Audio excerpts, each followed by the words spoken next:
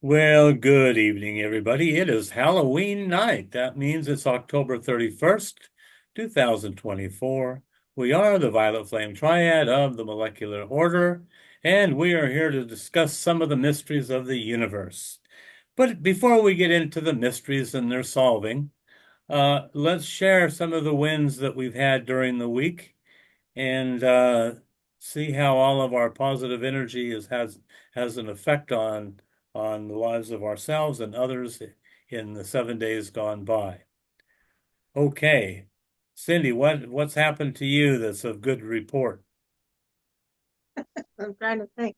No, I just had some good conversations with people, caught up with a couple of friends that I hadn't seen in a long time.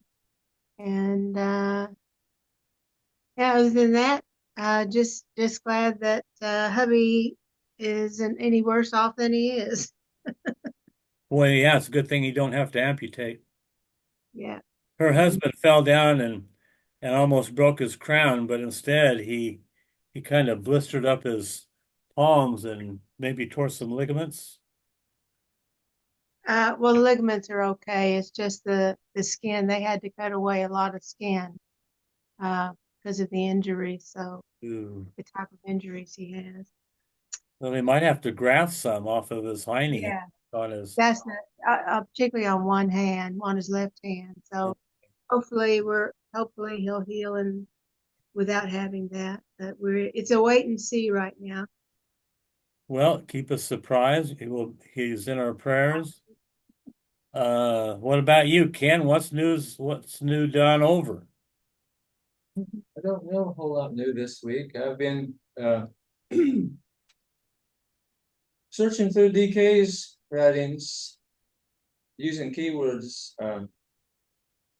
It's interesting in the occult letters on meditation, DK makes a comment that, sometimes he calls it in blinds. In other words, he uses one word as a blind for another word.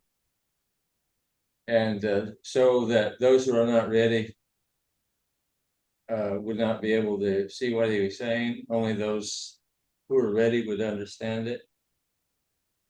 And so I've been searching through and comparing things, and I can see that DK's writings, if you use this program, is like a crossword puzzle. You look at things side by side, and you'll see things that you could never see before. Huh. For instance, he makes, let's see, what does he say? I think something that's misunderstood, and I'm trying to understand it myself, is the love wisdom, where you have the lower uh, heart center with your 6 petals of wisdom and 6 petals in love. And then you have the same thing in the head center, the love wisdom there. And the word love is something that's, I think, misunderstood. DK says in problems in glamour of world problem, that he's talking about, I think that a lot of people or most of humanity thinks that affection is love, but affection is not love. And so love, in fact, is an emotion. And of course, the miracle says that there's only 2 emotions that all other emotions stem from, and that is love and fear. Okay, so when we're talking about taking the love wisdom energies and going higher, the love has to be the higher would be, if I understand correctly, would be the intuition, and the compassion coming from that would be wisdom. Well, we could talk for days about Yeah, it's really interesting. I'm love just and wisdom and wisdom to know the difference and love. But I think people misconstrue love, like you say. They look at it from more of a lower emotional. I'm fond of this person. This person meets my needs. Um, I can't live without this person. I'm attached. You have an emotional attachment. But love is different than that. It's doing the right thing for the right reason. He says in one place, it's yeah, and then we're going to talk about compassion tonight. Yeah. Yeah, there was something that Cindy had uh was that when Cosmic Fire that you were talking about a while back, Cindy? DK makes a comment in that. Oh, about compassion. And he says he compares this love wisdom, and then right beside it he says love wisdom astral Buddhic. Okay, we know there's no astral in the Buddhic plane. That's a blind. There's no way that there's astral going on in the Buddhic plane.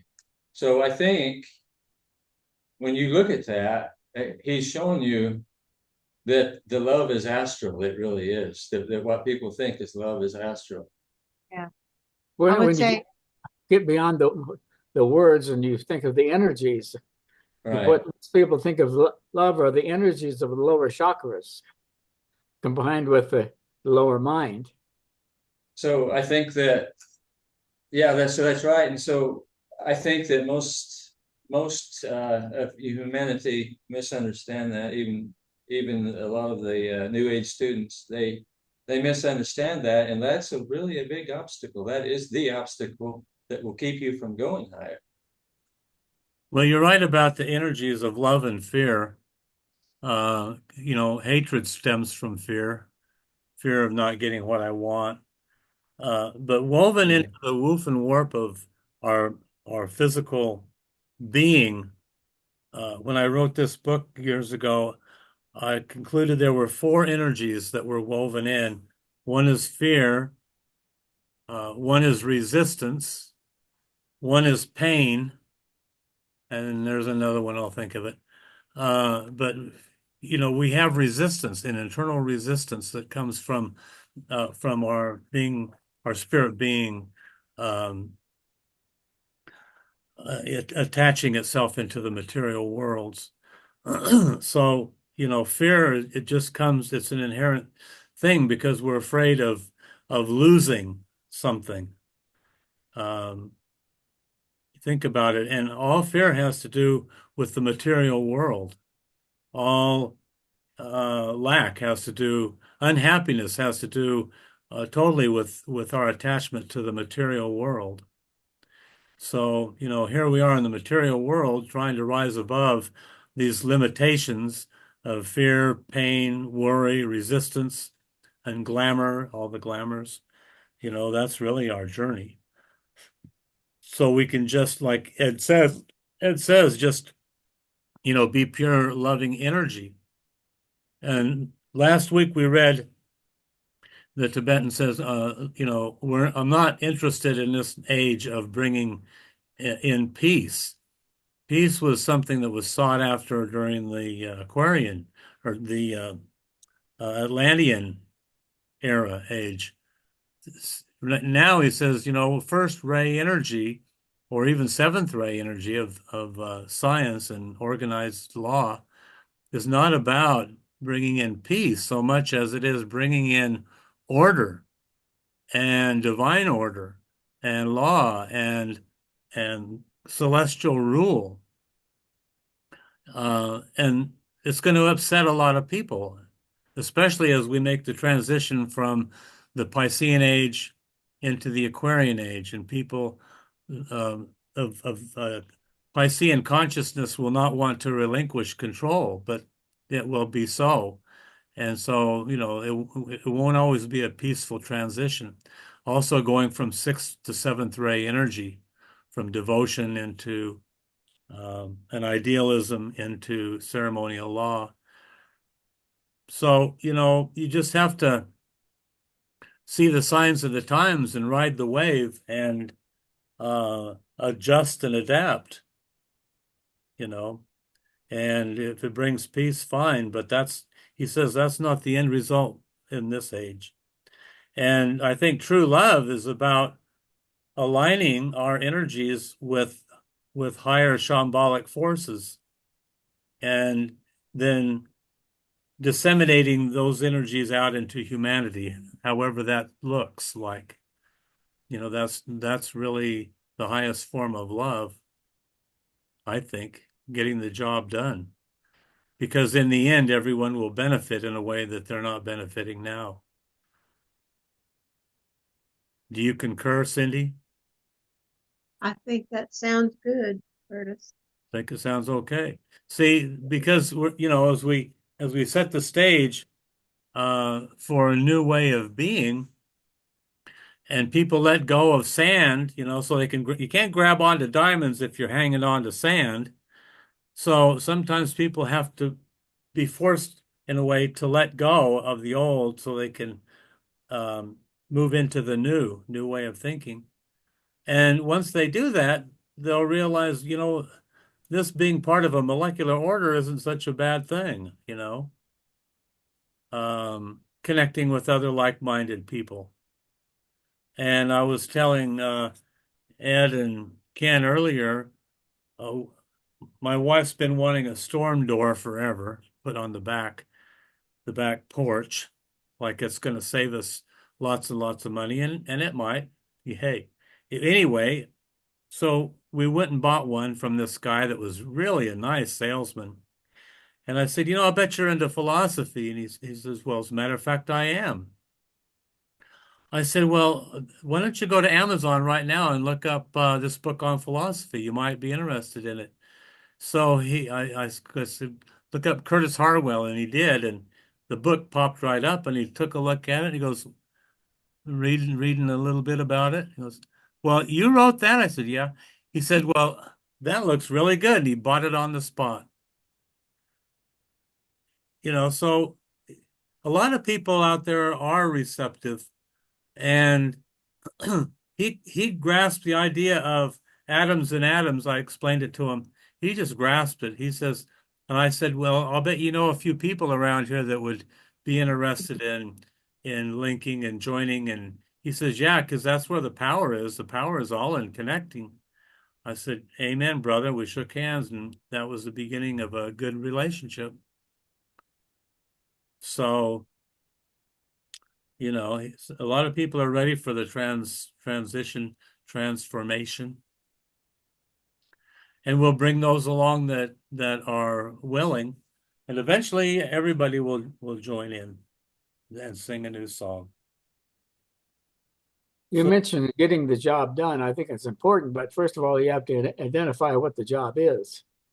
And I remember what in the Werner Erhard groups, they used to have a saying, we're making the world work for everyone. And if we have that attitude that the world has to work for everyone, not just a separate group, I think that's the job. that is the job, Ed, making the world. But there are some people that are more prepared. They're like the seed within them has sprouted. The light's on in someone's home. Um, and these are the lights. That's why the gathering of lights is about connecting people like this gentleman, Dwayne, that I just met. His light's on and he's home. He was fully aware of the next step. And I said, and then he had this gal come up because I saved $100 if I got a credit card from Lowe's, but we couldn't make my phone work. He had to download something on an app on my phone. And this gal came in, and within 2 minutes, she had the problem solved. And I said, she's next. And he goes, yep, she's smart and she's a problem solver. I said, that's what we're looking for. You have to learn how to spot those that are willing to cross the line and come on board. And then eventually everybody will. Everybody will in their own time. So making the world for everyone, that's the goal. Whenever you meet people like that, there's a saying in the Course of Miracles. I can't remember exactly how it said, but it says something like, "Wherever you are now is where you must be," or something like that. Yeah, you cannot but Yeah, in the right place at the right time. yeah, that's it. Yeah. So these little intersections where you meet other souls like that, they're not an accident. There are no accidents in time and space. It's just being aware, you're aware of them, of where you Yeah, yeah, A lot of people are blind to where they are, but remember the presence of the presence is present in the present, and that is his present to those present. May I present the here and now. That's to be aware of the here and now, and everything is unfolding. That's one of the keys of overcoming death, of being deathless. You might lose your body, but you're aware of the transition as you leave it. So it's not like you die to your physical body, but you're still awake. You just move out of it. So again, you have nothing to fear. Don't be scared of it. We got Halloween out here. We got trick-or-treaters, and I gotta go help my wife in a little bit. Oh, yeah, well, you're talking about Halloween. I got out an album of my Halloween parties from my youth. All the lady friends that I dated, and with my two daughters were looking at, and there's one party at my house in Garden Grove. There was this guy that was is from the Indian descent, and he's the one who he came from Hong Kong to make suits, and I ordered a suit from him. So I invited him over to my house, to a party. I mean, that's what the thing. I met this guy, and he seemed to be a very friendly guy, and we had quite a good relationship there for quite a while. But he was from India, and he's the guy that made my suits. He's a tailor. I bet you still have that suit. I bet I do.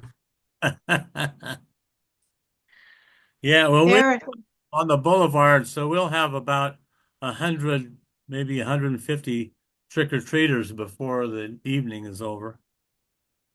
What, Cindy?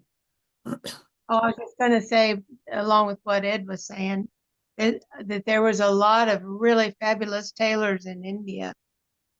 I know when I went, I had 3 outfits made. They made them overnight, and they were perfect, absolutely perfect. Indian type outfits. So I didn't want to wear Western clothes there. So it was just amazing. Huh. Well, maybe we'll have to make a trip to India. On our way Tomorrow, on our way to Tibet and Egypt. we'll leave tomorrow. Well, I can pack. I can pack on short notice. I can take my to-go bag. But until we leave, we're talking about avatars last week. Excuse me, and I will be posting last week's class on Facebook and around on who and what an avatar is, and how is your soul your own avatar, stuff like that. So we've defined what an avatar is. We're on page 291 at the bottom. I'll just read the first short paragraph and then pass the torch. It says, the response or reaction of humanity to the divine messenger or avatar establishes in due time the recognition of something transcendent, something to be desired and striven for, something which indicates a vision which is first a possibility and later an achievement. Well, we talked about the molecular order too as being something desired and striven for. People just don't know it yet. This is the historically proven process and testified eventually to a fact. This new fact, when added to the facts established by other and earlier avatars, enriches the spiritual content of the human consciousness, enhances the spiritual life of the race, and stimulates man to move a step forward into the world of reality and out of the world of illusion. Each revelation brings him nearer to the world of causes.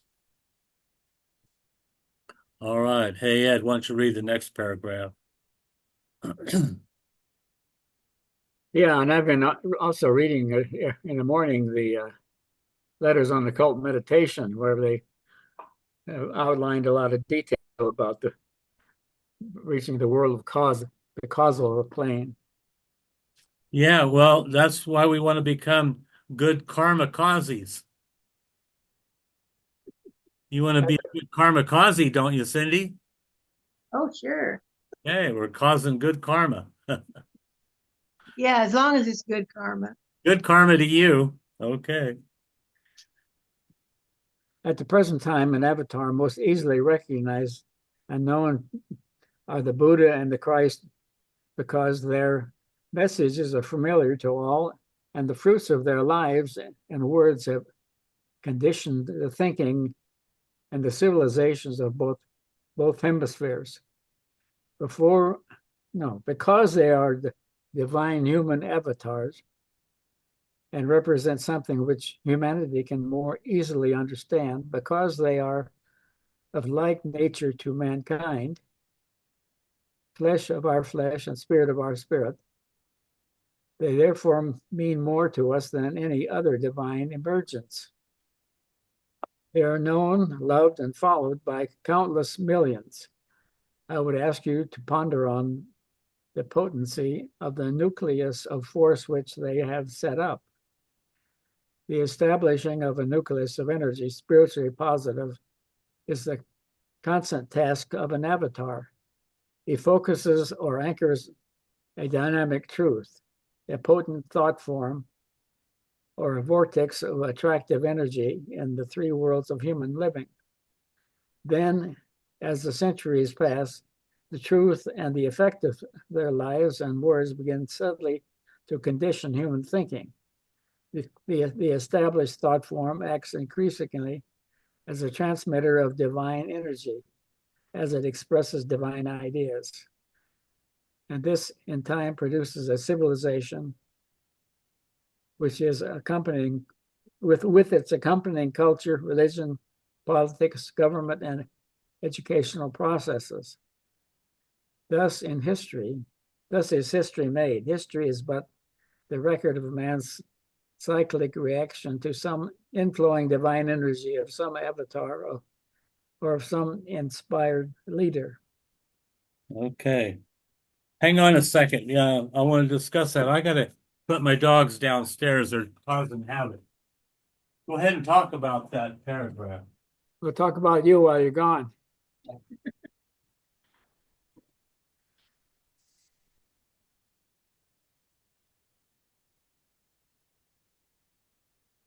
That was an interesting statement. The establishing of a nucleus of energy, spiritually positive, is a constant task of the avatar. Right. That nucleus of energy takes time to be realized, actually. And Yes, even in today, there's a lot of people who haven't realized that the avatar of the Piscean age taught us to love one another. He taught us that death has no victory. absolutely.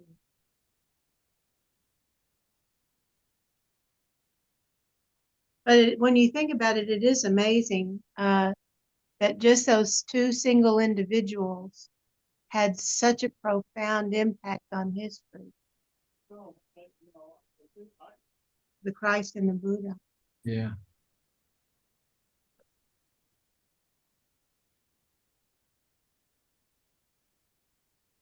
And Okay. still having an impact. Yeah. Even throughout hundreds, thousands of years, and still. Exactly. What's Well, what's exactly what I miss? The two avatars, the Buddha and the Christ. Well, there have been avatars all from the beginning, but Yeah, but these two are so well known and throughout hundreds in the last, well, how long it's been for the Buddha? More than 2,000 years for him. About 2,500, I think. Yeah. At And 27. they are not forgotten. They're well known to the whole world. But I would guess that there's a lot of people in the world who don't live by their teachings. Oh, yes. Right. That's self-evident. the ones that live by self-promotion and power and greed. Well, yeah, that's average humanity. It's interesting that all avatars are flesh of our flesh and spirit of our spirit. They come in embodiment, physical embodiment, so that they can be recognized. Kind of like the writer from The Secret Place would be an avatar. And I like the establishing of a nucleus of energy, what's the molecular order about? What's it going to establish? A nucleus of energy, it says spiritually positive as it expresses a divine idea. And the gathering of Israel, or Israelites, because we Israelites, is the expression of a divine idea and creating a nucleus of energy spiritually positive. That's exactly what the molecular order is about. And here we are in the middle of introducing it and inculcating it into the minds of those ready to listen. And it's exciting when you find someone like I did just 2 days ago that gets it, And, as he was leaving, it was like, hey, fist bump, And here he is our age.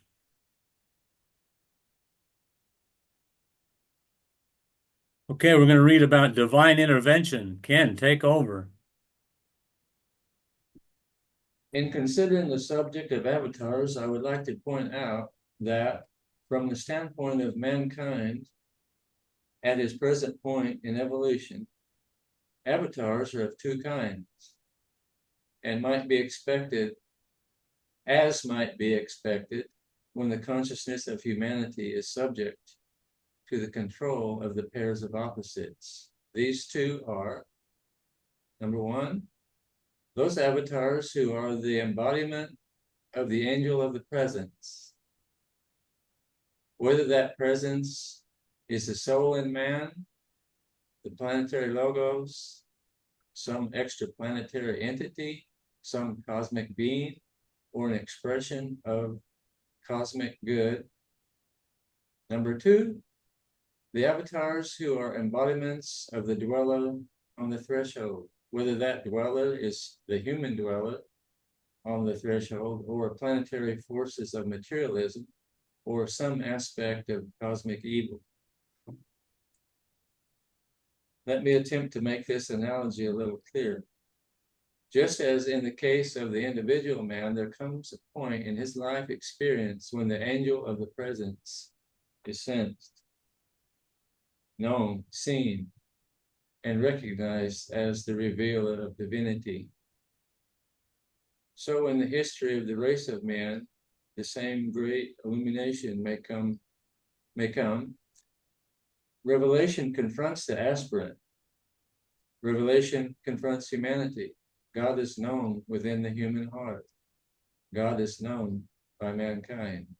This recognition of divinity in its varying aspects is naturally a progressive one. Each stage and each life bringing its own revelation of the beauty of divinity and the glory of light more truly and clearly before the disciple. Similarly, there comes cycles wherein the dweller on the threshold appears and confronts the aspirant, challenging his purpose and progress and blocking the door which leads to expanded life and liberation. The dweller challenges the freedom of the human soul. So it is also in the life of a nation, a race, and humanity as a whole. Whoa, well, that's pretty interesting. So we have two sources of avatarism. Those that lead us out into the angel of the presence, and the other is the dweller on the threshold. Hey, Ed, explain for our group what the difference between the dweller and the angel might be. Well, the angel of the presence for an individual is our overriding spiritual soul and the Christ principle of an individual. The dweller on the threshold are all those strongly held opinions and thought forms and desires and things for the lower nature, for the individual. The sum total, right? Right. Okay, now along that line, there's a term called the ring pass knot. And the ring pass knot is like a mental barrier beyond which the mind cannot go. Concepts cannot be grasped.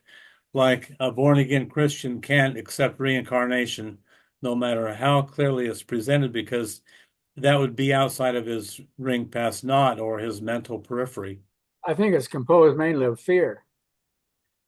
So, yeah, so the angel or your soul, like you say, Ed, is pushing us forward to expand that ring, and the dweller is holding us back. It's the sum total, like you say, of all of our lower emotions, our past negative experiences, everything we are below the threshold. And these create fear, which hold us back. And so we have to confront that dweller constantly. It's like confronting our dark side. Oh, Sue, my sister Sue got the book today. Excited to read it. Love you lots. Okay. Um, so as we expand our group in this molecular structure construct, collectively we can help each other overcome all the negative barriers of the dweller and move into a greater measure of light. So uh, we're always confronting our dark side, our darker nature, and that's the dweller. Hey, Curtis, I just on that subject or right on this, I had just read something and I had it saved here that DK says in Discipleship in the New Age, Volume 1.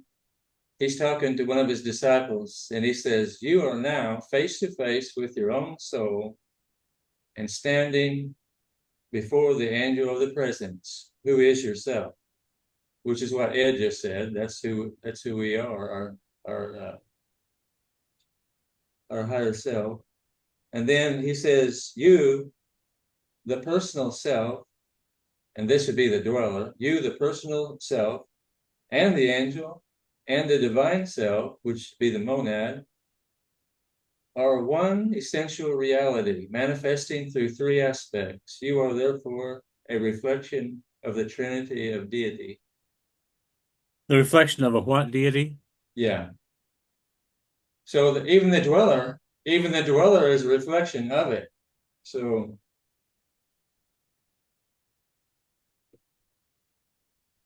Okay. It's a bubble of thought energy and that you create around yourself. It forms a confining wall. Right. So when the confining wall hits an immovable force, object meets a flowing force, then you've got you've got what would appear to be an internal conflict, I would think. So what are you more afraid of? Letting go of this wall that you've constructed, or moving into a greater measure of light? Which creates the greater fear, do you think? Because you're moving into the unknown, new ideas, new concepts that were previously unknown. Now you're gonna be confronted with new images, new ideas, new depths of relationship. Uh, that could be scary. Can that be scary, Cindy? Can be scary. I was just reading in, I think it was Glamour World Problem this week, that the dweller doesn't become, I think DK said he doesn't become really active and effect in the person's life until that person has reached a stage of discipleship and is an integrated personality and is at the threshold of divinity. So when the person is at that point, that's when the dweller becomes an issue. That's when it rears its ugly head. Well, that's a kind of relates to the physical elemental of our body. It has its resistance to certain things. Like if you try to stick your finger in your eye, or try to hold your eyelid open, your body has its own opinion about that. I would think so. Okay. Pain, resistance, fear. Those are just some of the, but yeah, you're right on, Ed. Our dweller is the sum total of all of our thoughts, um, the thought forms that we've created along the way that we're attached to, and they kind of create our lower psyche, and huh, that's where conflicts of the ego come in. My thought forms may be a little different than yours. Well, there's a group thought form. The tribe you grew up in affects your thought form. That's what you believe to be true. Right. Right. Well, yeah, that's what witchcraft is all about too. The negative use of material energy, or even cursing. A curse is only applicable if both hands are clapping. If the one who's being cursed is believing in the curse, then the one cursing has power. But if you don't believe in it, then it has no power. It's like one hand clapping. That's why we won't be affected by those lower psychic phenomenons. Hopefully we've risen above them, huh, Ken? I think we're making progress. All right. So yeah, there's some good stuff there. So the angel of the presence as revealer of divinity, revelation confronts the aspirant. Yeah. So, when my uncle introduced me to reincarnation, I had to confront that revelation. I had to confront it. And so that was one of the few times that I really went in. I went in a bedroom on my own, got on my knees and prayed to know. I mean, I had to know, just gotta know.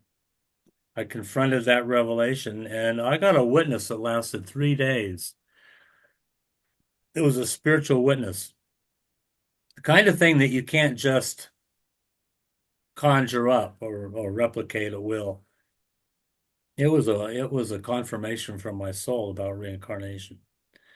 And that's how revelations are, the molecular order, same thing, human molecules. Once I saw that in the 70s, bam, it just flashed. I could see all the potentialities of different human arrangements. Other avatars have tried to do that in the past. Jesus was a master avatar. He put groups together, 12s, 24, 7s, 70s. He was a molecular scientist. Joseph Smith, the Mormon prophet, he put groups together and generated tremendous spiritual power and energy through synergy. So, the difference today is we have a much clearer and in-depth understanding of molecular orders and arrangements all the way down to a DNA molecule. So can you imagine enough people getting together to create human DNA? Boy, that'd raise the consciousness of the whole planet. Okay, where do we get to? I think Cindy, it's your turn to read, isn't it? The angel of the presence indicates divine possibility, reveals to the attentive disciple the next step towards liberation, which must be made, and throws light upon the immediate stage of the path to light, which must be trodden. So does the avatar, who reveals the lighted way to humanity. The dweller on the threshold summarizes in itself the evil tendencies, the accumulated limitations, and the sum total of the selfish habits and desires which are characteristic of the material nature of the disciple. The angel of the presence indicates the future possibility and that divine nature so does the avatar. The dweller on the threshold indicates the past, with its limitations and evil habits. So do those avatars who from time to time appear as the embodiments of evil and of the lower nature of mankind. And my brother, they do appear from age to age. Some cycles oh, did you want to say something there? My brother, they appear. He's quite clear about that, isn't he? Sure is. Some cycles in a disciple's life present one aspect of a confrontation and some another. In one life, he may be entirely occupied with fighting the dweller on the threshold, or with the orienting himself to the angel of the presence and permitting the divine conditioning energy to flow into him. He may be succumbing to the influence of the dread sum total of his evil and material desires, or he may be drawing gradually nearer to the angel. But, and this is the point of importance, it is he himself who evokes one or other of these manifestations. So it is with humanity. The call of humanity's soul or of humanity's material nature must evoke response, and thus an avatar can manifest. It is a magnetic appeal or the massed intent of the disciple or of humanity which produces the manifestation. So the massed intent produces the manifestation.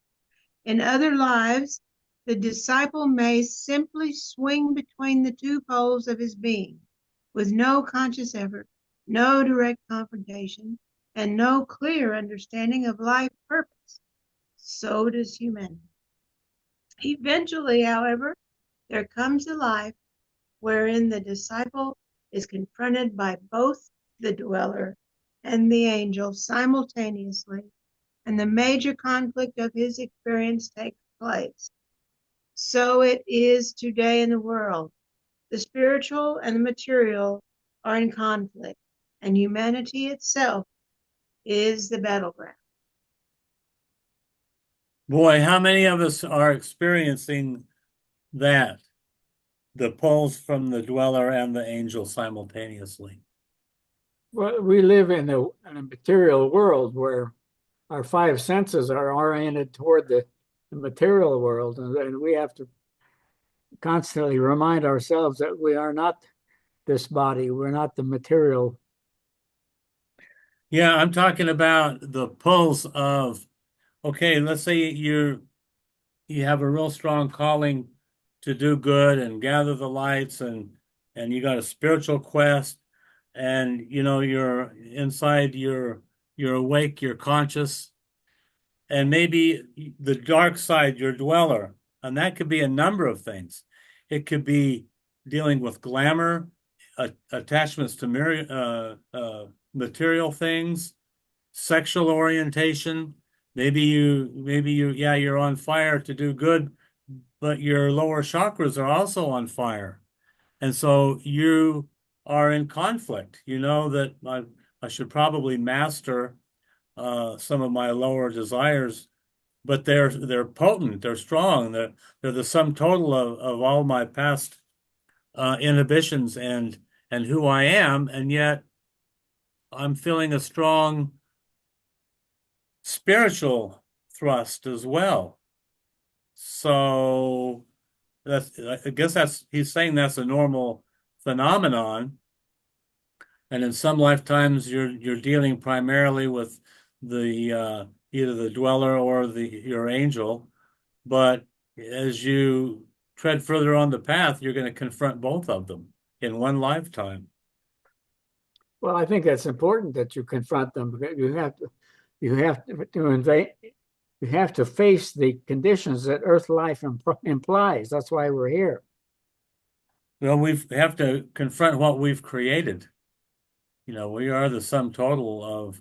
Well, yes, we've created, and it's also in our environment. Yeah. Sometimes we choose our environment or our families or our conditions. There are different different influences, everything from genetic to karmic to family to social, I mean, lots of influences. Um, It's interesting how sex-related issues uh, very often seem to be the downfall of otherwise really great spiritual teachers. A lot of these TB ministers were a good example. Yeah. we can think of several. Um,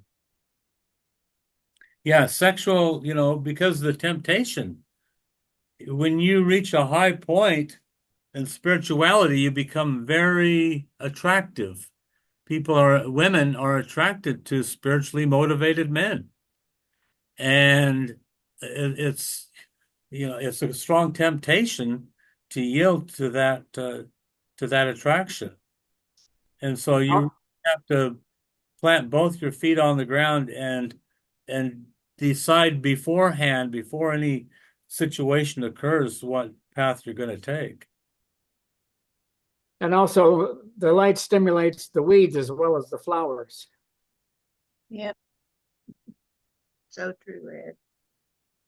Yeah. So When I was 15 through 17, I was reading the books of the I Am and studying about the mighty I Am presence, the angel of the presence, and listening to the radio broadcasts. And I didn't want to get involved in material life, but I had to. You have to get involved before you can evolve. yeah, well, I'm all for playing in the material worlds because that's where we're at. Don't be in denial of them, but don't be overly attached to them either. So, there's a fine line. Sometimes things are taken away and just have to let things go. But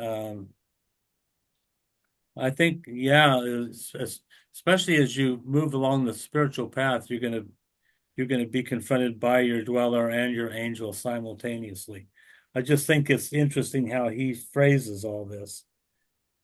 And obviously he's gone through it. And he says at the beginning of all of his books that he's struggled and wrestled his way into a greater measure of light than has the aspirant who is reading these words. For us on this planet, doesn't it reach a culmination at the third initiation between the dweller and the angel of the presence? Well, that'd be your higher mind, so I would think so. Your higher mental, that's where until you get into the higher mental, you're really not conscious.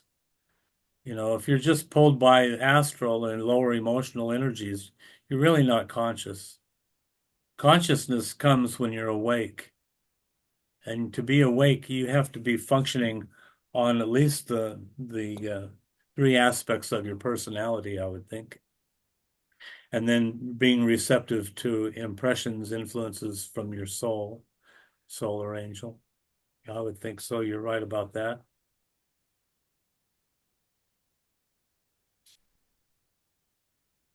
Any comments from you, Mr. Ken?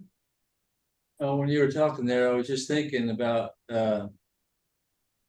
maybe you can make a follow-on comment on it. But I was thinking about how that we have this Trinity in our head, where DK often says, always stay, keep your consciousness in your head.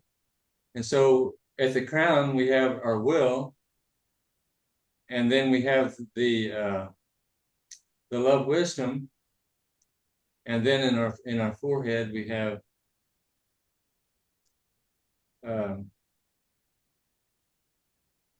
Active intelligence. the higher mind working through there. Yeah, active intelligence. So you have that triplicity there. You have the mind with the active intelligence, and then you have the wisdom, pure reason coming from the love wisdom center, and then the will. And when you put all of them together, and you can use a higher mind to access all of that. The whole spiritual triad like you say, if you use a higher mind, you have access to the spiritual triad right there. Don't forget logic. Well, I think actually logic is below reason, though, isn't it? And that's down in the lower mind, I think. You have to use logic on every step, even in Yeah, wisdom. yeah, that's true. I remember DK saying that you have to align your lower mind and your soul and your higher mind. You have to use it all. Yeah, logic. Things have to appear logical, and reason. You have to figure things out in your mind. When I grasped reincarnation, it became logical. So logical that no other plan of salvation began to make sense. And Yeah. I was right on the threshold of grasping reincarnation, and my uncle came along and just threw a light on it, and I could see it because I was ready to see it. I wanted to see something. I knew there was more, and I wasn't getting it from my church. In fact, they were restricting my thinking. But once I saw it, it became very logical. And then it amazed me how illogical my peers of the day were. They just couldn't grasp. What about the salvation of Jesus? He atoned for our sins, the redemption process. Well, what about all that? Yeah, well, what about it? What's he done for, what's he done for you lately, personally? He taught you. He said, "Follow me, do what I do." He didn't say, "I'm going to carry you over the threshold." He said, "Follow me over the threshold." They couldn't grasp that. No, I needed somebody to come and perform my works of salvation for me. I can't be responsible for my own salvation. God forbid. Oh boy. Then you get into karma, and you reap what you sow. Oh man, I have to be self-responsible? Huh. Well, yeah, that's the game. Okay, we got two more paragraphs I want to go through. I'll read one and then somebody else can read one. Again, the correspondence to the doctrine of avatars can be seen in the disciple's individual life.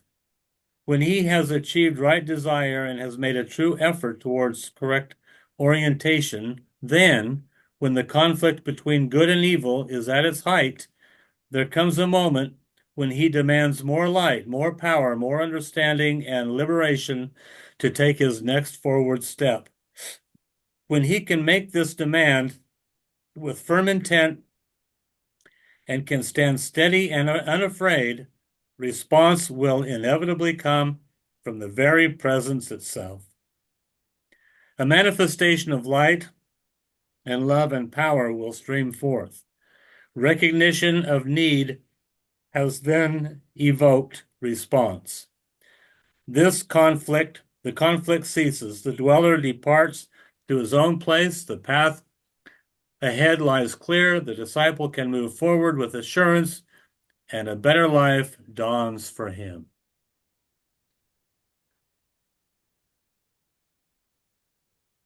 Cindy, why don't you read the last paragraph? And then we'll call it So a it is for humanity. A demand rises to the very gates of heaven.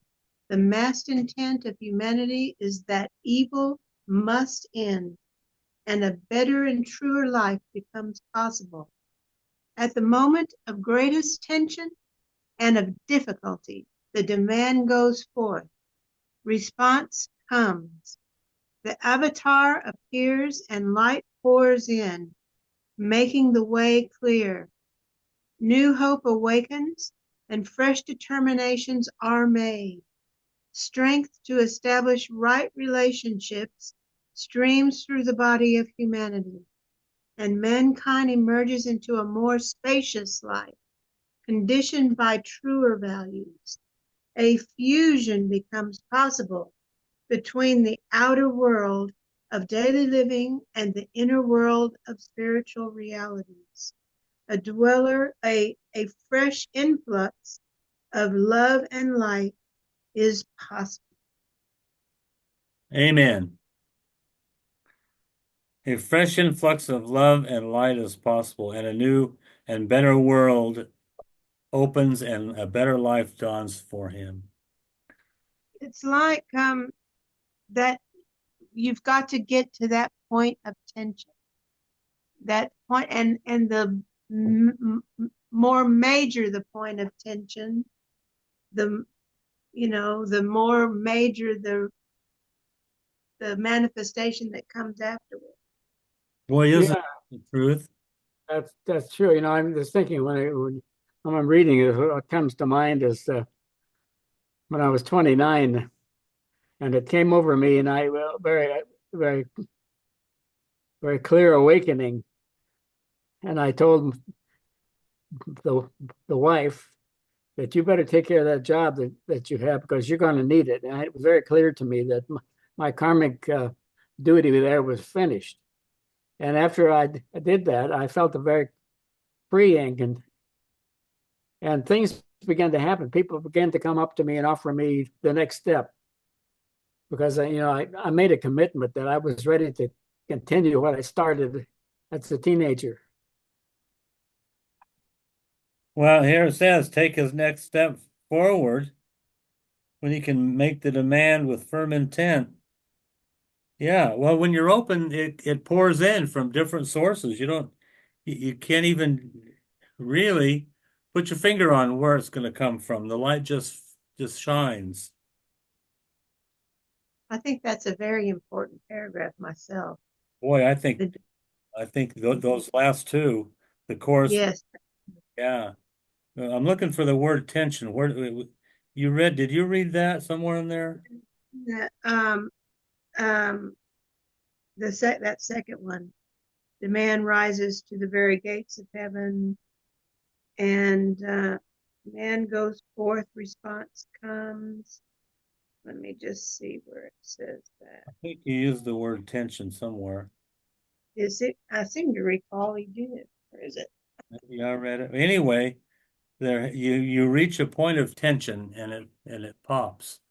And then once it pops, it's kind of like a boil almost. Once it pops, reaches a point of tension, then you can relax and the pain is gone. Well, The for me, it was a real clarity of mind, and it was like the fog lifted. Yeah, fog. You're out of the miasmas, the inner clouding. There it is. It says, at the moment of greatest tension and of difficulty, the demand goes forth and response comes. What, okay. Yeah, It's like that second paragraph, third sentence. tension. I see it, greatest tension. Because that's kind of a key word, isn't it? Sure is. That's when the response comes. And the greater the tension, the The- greater the response and the manifestation to that. Right. So, as we go further along the path, greater obstacles will bestrew our path. It's like Einstein said, whatever problems you think you're having with mathematics, he said, I can assure you mine are greater. It just kind of expands out. So, the greater the obstacle, the greater the reward in overcoming it, the greater the challenge, the greater the opportunity, and that's what creates avatars. Avatars are those that have risen to the mountain and have assembled their great thoughts and ideas, and they want to share them with humanity and in the flesh. So avatars come in physical form to do that. I believe in my spiritual quest. I was led to and directed to take chemistry, mathematics, and physics because it was very important to develop the higher mind and the abstract thinking. Yeah, you're working on that abstract thinking there, Ed? Well, I always do. I mean, I when I read these things, I think of them locally, globally, universally. Well, As, what we read tonight is abstract. You know, this whole avatar thing is abstract. well, it's abstract, but yet it's not the first time we've heard these terms. It's just they become more clearly defined. You know, we know the great minds in the past, like the Buddha and the Christ, and then many of the lesser avatars of the last couple of hundred years, avatars during the Renaissance, and you can name off, Churchill, Tesla, uh, Einstein, who are some others, Lincoln, Washington, Jefferson, the former framers of the Constitution. They were all, in a way, part of a group avatar. And my prayer and goal is that collectively we create a group avatar where we can share openly this knowledge, encapsulate it in a way that people will go, aha, hey, I'm kind of getting what you're talking about when you talk about atoms will do what atoms have done. I think I'd like to know more about that. And I then, think the important lesson for humanity is loving understanding. Loving understanding. You understand that everyone is in a state of becoming. They're not climbed as high in the tree as the other person. boy, if you can just get them to see that, you're you're an avatar all by yourself. And if you can throw in a little compassion along with that, so much the better. Well, I think loving understanding implies compassion in a way. Yeah, in a way, it's good to. I mean, I've mentioned many times, but it's very, very prominent in my thinking. What my friend from Spirit, very powerful individual, said: when you climb higher in the tree, you can see farther down the path. Yeah. Yeah, I think that's what the higher form of love is what it really love is. It's understanding, and you reach that through the intuition. Well, Yeah, that's the labor of Capricorn, where the mountain goat has to climb. He leaves the herd behind, and he climbs to the top of the mountain on his own. And he learns to save himself on his own by himself. And then he gets to the top of the mountain, like you say, Ed, he can higher up on the path. And plus it's clear. He's not being influenced by the herd. He's influenced by the light of his soul on his own. As an individual, he goes to the top of the mountain, and from that point, he can see far and wide. You have a greater world view. Greater world view. I can see you. And then pretty soon, Cindy's right up there with us. Now it's Cindy, Ken, and Ed, and Manny, and a few more who want to come, and they leave the herd to join a new group. Uh, there you have it. so the spiritual hierarchy, that's where they are. They reside up on top of that hill, Right, and the astral plane does not exist to them. right. They're in Shambhala, They're in the higher mind and the plane of Adi. in the halls of Shambhala. Three Dog Night wrote a song about the halls of about Shambhala back in the 60s, if you can believe that. Great. It, Well, se- what? And, it and seems like this great, once you get and achieve this great point of tension, and particularly if it's a massed intent point of tension that has been created, that would somewhat lead to possibly what they the taking of the kingdom by force, Yeah, wouldn't it? Have something to do with that? because collectively we could take the kingdom by force. Yeah. I mean, but you need to have that impetus to do that. And that comes from a point of tension, doesn't it? Yep. Well, you have to have a vision of what it is that you're intending. Yes. Yes. Hmm. Oh, we'll talk more about that. Let's create the vision. The vision is all people connecting, linking, sharing, open to each other, no strangers, no fear of intimacy. You know, that's how you create. That's how the masters are. They're just all linked and connected and sharing and open and doing good deeds and yada yada. And they've taken the attention off of the lower self. That's really it. What's left? Ascension, essentially. So a vision, you create a vision, a new vision, and then set goals around it and formulate a plan, and then you can measure concrete results and say, hey, we're getting somewhere. Every week when we attend these classes, we're getting new information.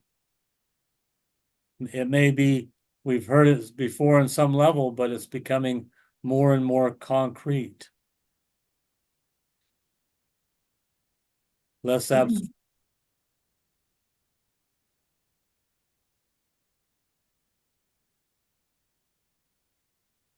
So it is. And we're, as a group, becoming more cohesive and more coalesced, more connected, more integrated. And we love each other in spite of ourselves. But I think we're all pretty easy to love in this group. But me, I'm probably the most difficult. Why do you say that? I don't know, because I just self-judgment. Because You have those two lions that you have to deal with. yeah, I got lions going. Now Curtis is a teddy bear. I'm a double. I don't back down. I ain't backing down either, Ken. That's how it is. That's what my dad would do. Okay, let's see. Hey, Ed, why don't you close this meeting however you'd like to? I closed the book. Close the book. Okay, book is closed. Well, I think that, but the only thing I can say is I'll do the great invocation. That'd be great.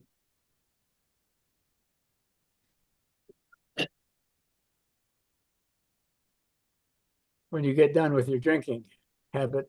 I'm done with my drinking.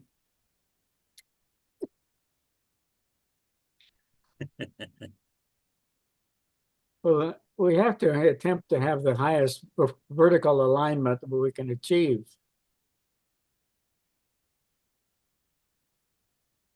We're knocking on heaven's door. Coming out of the womb. Oh.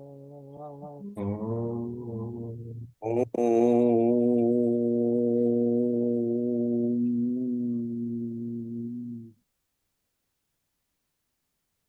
From the point of light within the mind of God, let light stream forth into the minds of men. Let light descend on earth.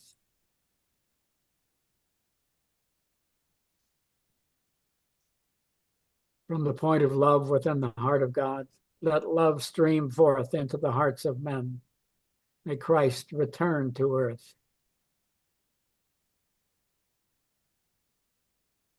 From the center where the will of God is known, let purpose guide the little wills of men, the purpose which the masters know and serve. From the center which we call the race of man, let the plan of love and light work out, and may it seal the door where evil dwells. Let light and love and power restore the plan on earth. Oh. Oh. Oh. Mm. All right. Thank you, Ed. All right. Go forth, you avatars. Avatars of synthesis. Great deeds do ye do. And come back and report next week. See you next week. Bye. Yeah. Mwah.